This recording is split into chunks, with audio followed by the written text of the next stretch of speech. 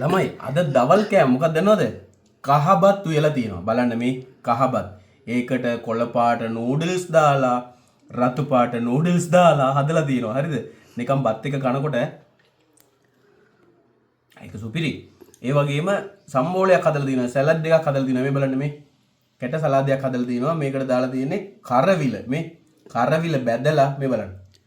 කරවිල බැදලා ඒකට ලූණු ඒ වගේම තක්කාලි අමු මිරිස් චුට්ටක් කිරි මුදවපු කිරි ටිකක් දාලා හදලා තියෙනවා. ඒක නියමයි. ඒ වගේම තමයි කුකුල් මස් හදලා තියෙනවා. මේ බොයිලර් චිකන් නෙමෙයි. මේ ඇවිල්ලා ගම් කුකුල්ලෝ. හරිද? ගම් කුකුලේ දාලා හදලා තියෙනවා. මේකේ තියෙන ප්‍රශ්නේ මොකක්ද දන්නවද?